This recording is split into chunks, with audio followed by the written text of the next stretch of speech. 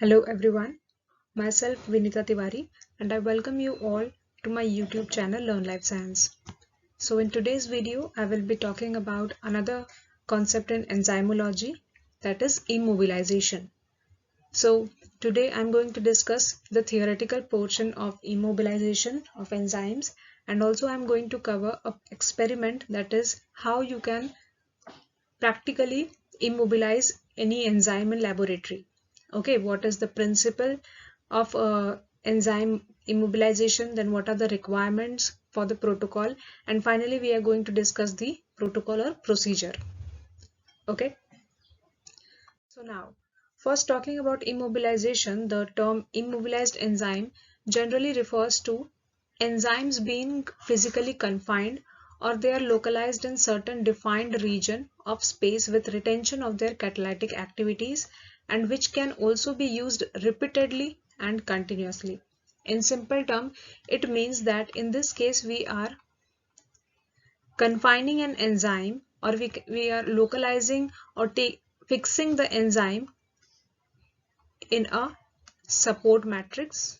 You can say it can be either a gel form, or either it can be in a matrix form, or you can covalently attach it to a support. What you are actually doing, you are immobilizing the enzyme.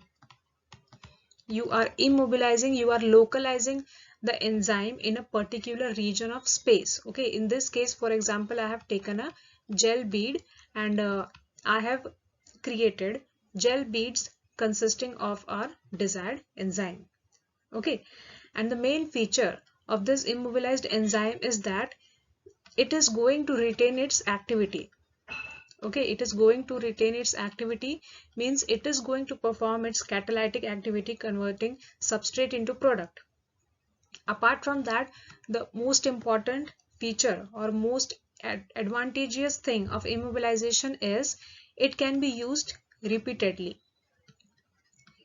Repeatedly means you can simply recycle it for another protocol by simple filtration. Okay, these gel beads or whatever immobilization technique you are using, this method will allow you to recover your enzymes in the form. Okay, so that you can use it repeatedly for number of cycles of a protocol. Okay, for example, if you are performing immobilization method by forming gel beads, in this case you can simply use these gel beads in this picture you can see, and you can treat it with the desired substrate in the presence of desired buffer. Okay, so what you will see after the catalytic reaction, means after the reaction between enzyme and substrate, the production of color will be visible to you, and once the protocol is performed, you can simply filter the gel beads, and you will have to simply wash it in a buffer or distilled water, and then you can reuse it. Okay, this is the important feature of immobilization. Okay, so now we will be talking about immobilization, but first we will discuss about its advantages and disadvantages. The advantage is that, as I have previously mentioned, the catalyst can be reused, means the enzymes which you have immobilized can be reused again and again up to a particular limit. Then the working operation is very much simple. Okay, there is easier products separation. Just by filtering you can get your product easily, and there is wider choice of reactor. Okay, for example, if you are working in bioreactor, you can go through it too. Okay, talking about the disadvantage, there can also be chances for the loss of reduction in activity due to the interference or hindering by the matrix support in which you have immobilized the enzyme. Okay, and which leads to also diffusional limitation. For example, if you have this matrix and you have encapsulated or added your enzyme or trapped your enzyme in this matrix, there can also be chances that your substrate can not easily penetrate the layer and get fit in the enzyme's active site and released in the product. For this process to occur, for the catalysis to take place, it is very important that the substrate is penetrating through the layer and it is reaching, or it is getting fixed in the active site of the enzyme for the catalysis to occur. Okay, so diffusional limitation is the case in which the substrate is not able to interact with the enzyme properly. Okay, so this can be chances if your matrix is, for example, rigid, or rigid matrix can be there, for example, rigid polysaccharide matrix, for example, cellulose or gelatin you are using. So these can get rigid at a particular time. Okay, apart from that, there is also a disadvantage of additional cost investment. For example, if you are using gel, or if you are using certain kinds of chemicals for immobilization method, there can be additional investment. Okay, so there are advantages and there are disadvantages also. Okay, so now talking about the history of immobilization, the first industrial use of immobilized enzyme was reported in 1966 by Chibata and his co-workers, who developed the immobilization of Aspergillus oryzae enzyme named aminoacylase. They immobilized the enzyme aminoacylase for the reaction of racemic DL amino acids. Okay, in 1966 they immobilized the first enzyme, which is aminoacylase, for the reaction. Okay, then in today's date, talking about the another applications or major applications of immobilized enzymes. So it generally includes enzyme glucose isomerase, which is highly used in industries for high fructose corn syrup production. Okay, then amino acid acylase for amino acid production, penicillin acylase for semi-synthetic penicillin production, nitrile hydratase for acrylamide production, beta galactosidase for hydrolyzed lactose production. So you can see I have enlisted a very few examples. There are certain examples of this immobilization technique which are used widely throughout. Okay, now talking about the support, I will be covering now the support portion. The support portion means the matrix which you are using to immobilize your enzyme. Okay, the matrix which you are going to use to immobilize the enzyme. Okay, so there are different types of matrix. As you can see, it can be organic or it can be inorganic. Talking about organic support, it can be of natural polymers. For example, we know about polysaccharides, which includes cellulose, dextran, agar, agarose, chitin, alginate. It can be proteins, for example, collagen, albumin, or a simple carbon. Okay, then talking about synthetic polymer, it includes polystyrene, or it can use you can use polyacrylate, polymethyl acrylate, polyacrylamide, which we use for SDS page also. Okay, then polyamide and vinyl and allyl polymers. The inorganic support includes natural minerals, which includes bentonite, silica, processed materials like glass, metals, controlled pore metal oxides can be used. Okay, these are available in the market in direct form, means you can use them directly to immobilize your enzyme. Okay, in nowadays there is no need to prepare separately these kinds of support. Okay, it is readily available in the market. The cheap sources of this immobilization technique to performance in laboratory is generally carried out in gel, okay, which is named as alginate. Okay, now okay, so there are two different methods of enzyme immobilization. The first one is irreversible and the second one is reversible. In case of irreversible, you cannot recover your enzymes from the support or matrix. In case of reversible method, you can recover your enzyme from the matrix, okay, or from the surface on which you have attached your enzyme. Okay, talking about irreversible immobilization, the first one is covalent coupling. In case of covalent coupling, the enzyme is covalently bonded to the matrix or to the support. Okay, so we know that for formation of a covalent bond, there should be presence of certain kinds of groups which can take part in the formation of this bond. Okay, for example, if the surface is composed of cellulose, so it will expose its glycol group, and the enzyme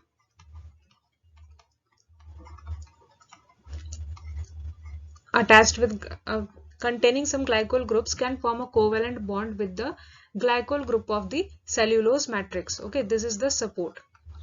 Similarly, the amino group of the support can form a covalent bond with the amino group of the enzymes, right? Enzymes consist of amino acids, they are composed of amino acids, and the amino acids amino group can form the covalent bond with the amino group of the support. Okay, that includes simply the presence of glutaraldehyde. Okay, glutaraldehyde is involved in covalent bonding of enzyme to the support. In case of entrapment method, we simply trap the enzyme. Either you can trap it in a bead, or you can trap it in a gel or matrix or fiber. Okay, so this entrapment method technique we are going to discuss in the protocol. Then there is cross-linking method, whose characteristic feature is the absence of support, absence of solid support. Okay, in cross-linking we simply link the enzyme in presence of polyfunctional reagents, for example glyceraldehyde. Okay, then there is diazobenzidine. Okay, then these chemicals are used for directly linking the enzymes in a fiber-like structure, and there is no need of any kind of support or matrix. In case of reversible method, the first one is adsorption technique. In this method, we physically confine the enzyme on a solid support. Okay, for example, this is a glass plate, and on this glass plate you have layered silica gel. Okay, any gel you can use silica gel, alumina, calcium phosphate gel, or you can use carboxymethyl cellulose, starch, these kinds of polymers, right? On this polymer you will have to simply adsorb the enzyme and simply attach the enzyme to the surface. Okay, so you can easily recover it as well. Okay, then the another one is attachment of enzyme to the matrix or support via disulfide bond. Okay, so these are the different techniques of immobilization which are available, okay, which you can perform. So talking about entrapment method, which we are going to discuss practically. So the entrapment method is based on the occlusion of an enzyme within a polymeric network that allows the substrate and product to pass through but retains the enzyme. Okay, as I have told you, the entrapment method is very much convenient even if we are performing it in the laboratory. Okay, so in this case there can be two ways to perform. The first one is matrix entrapment. You can create a matrix like structure and you can entrap your enzymes in this structure, or you can form beads or capsules in which you can entrap your enzymes, okay, which is also termed as micro encapsulation. Okay, it is used very much because the substrate and the products, these are very much they are very much easily able to penetrate the layer, and the reaction occurs very much easily and conveniently because the amino acid groups are readily exposed, the active site groups are readily exposed for the substrate, and the reaction is carried out very easily. Okay, so a permeability membrane is present here which allows the substrate to enter and the product to pass through. Okay, but only the enzyme is retained within the matrix or within the gel beads. Okay, now we are going to discuss the enzyme immobilization protocol, and we are going to perform the entrapment in alginate gel. In this case, the method which we are going to use is the entrapment immobilization method, which is irreversible immobilization, right? And the matrix or support which we are going to use is the alginate gel, which is organic polymer, right? Now first we will have to discuss about the matrix or the support which we are going to use. So alginate, it is commonly available as alginic acid sodium salt. Okay, the alginic group is present in association with sodium salt due to its advantage, which we are going to study further. Okay, it is also termed as sodium alginate. Okay, the alginic acid is present, the alginic acid group is consisting of sodium salt as well. The sodium groups are also attached to the alginic group, and it is combinedly called as sodium alginate.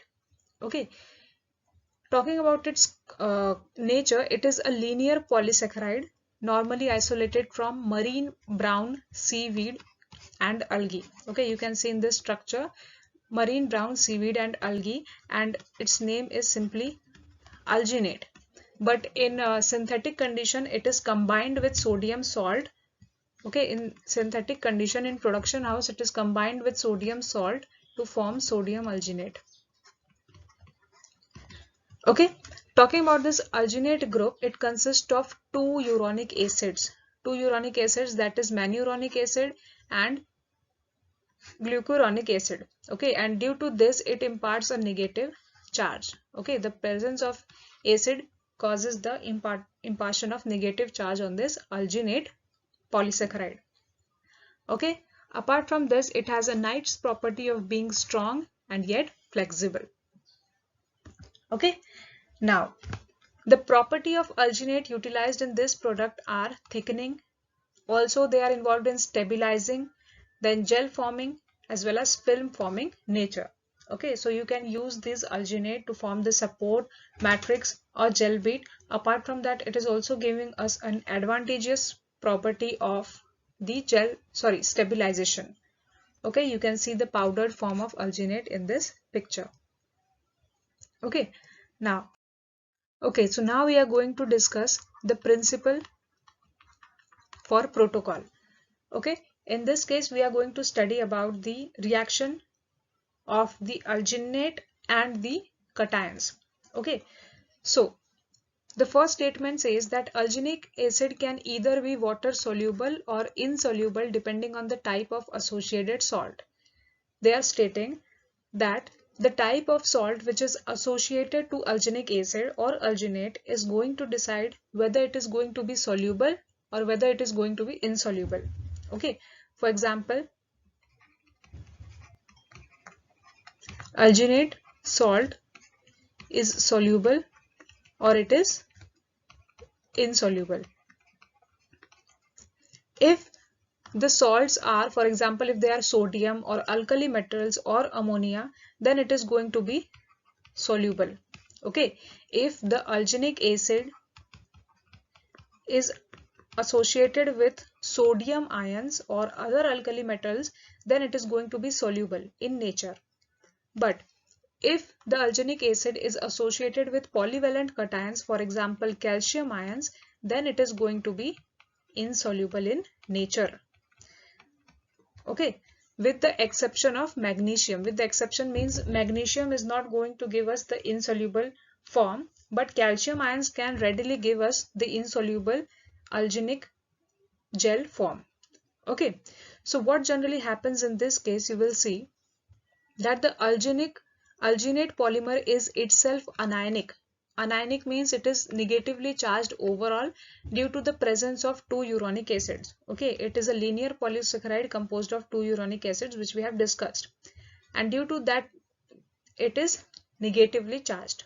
Okay, so if it is negatively charged, for example, if alginic acid is negatively charged, then the polyvalent cations, for example calcium ions, can bind to the polymer whenever there are two neighboring glucuronic acid residues. Okay, for example, if there is calcium ion here and if there is calcium ion here, and this is another alginic group, what will happen? It is simply going to cross-link between the acidic groups, okay, two neighboring acidic residues. So thus the polyvalent cations are responsible for the cross-linking of both different polymer molecules and different parts of this same polymer chain. Okay, and the process of gelation, simply the exchange of calcium ions for sodium ions, is carried out under relatively mild condition. So in this case it is very simple, that you will see that the calcium ions which are positively charged, they are going to interact with the negatively charged alginate polymer. Okay, and they are simply going to cross link the two neighboring residues of alginate together. Okay, and simply they are going to form a matrix or gel like structure. Okay, but what is happening here in this case, you will see that you are first going to prepare sodium alginate. Okay, the ready-made form of alginic acid is sodium alginate, which is soluble in nature. You are going to add this sodium alginate in a solution containing calcium ions. Okay, what happens in the reaction? The sodium ions are replaced by calcium ions, making it insoluble. Okay, and this insoluble form gets in the form of gel. Okay, and the sodium ion is released. Okay, or it is simply replaced by calcium ion. This is the basic protocol that we are going to follow. Okay, I have talked only about the support. In this case, I have not discussed about the enzyme. Okay, now this was the principle. Now talking about the gel, it is thermostable over a range of 0 to 100 degrees Celsius. Therefore, even if your assay is including heating portion, it is not going to affect the immobilized enzyme. Okay, if you want to redissolve, if you want to recover your enzyme, you can simply immerse the alginate gel in a solution containing higher concentration of either sodium or potassium or magnesium. Okay, for example, the calcium alginate form can simply be replaced to sodium alginate form, means the soluble form, if you are placing it in a higher concentration of sodium ion solution. Okay, it will require higher concentration because it is monovalent cation, right? Now talking about the requirements.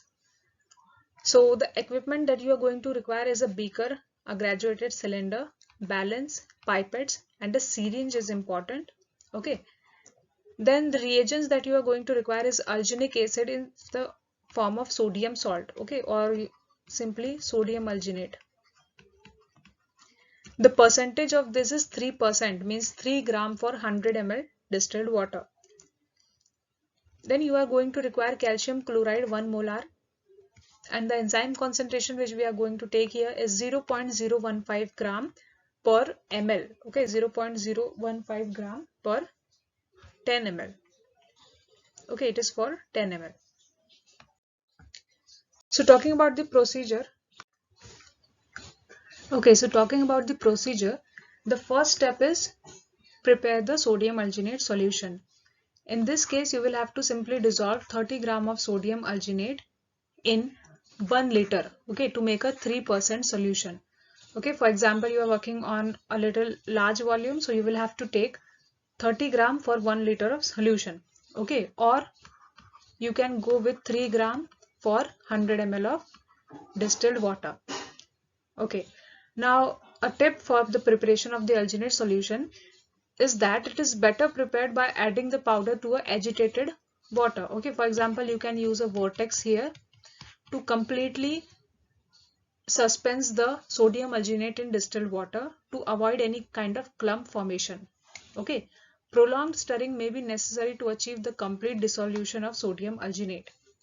After it is completely dissolved, leave the solution undisturbed for around 30 minutes to eliminate the air bubble that can later be entrapped and causes the bleeds to float. Okay, so it is a tip for while preparing the alginate reagent. Okay, so once you have prepared the alginate reagent, the next step is you will have to mix approximately 0.015 gram of enzyme with 10 ml of sodium alginate solution.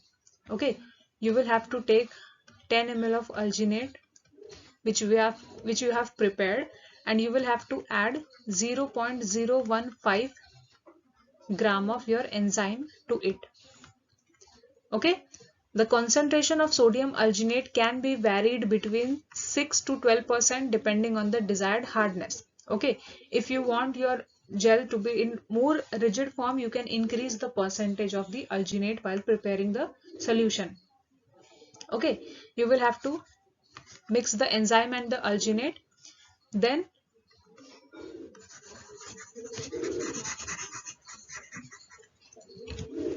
the next step is you will have to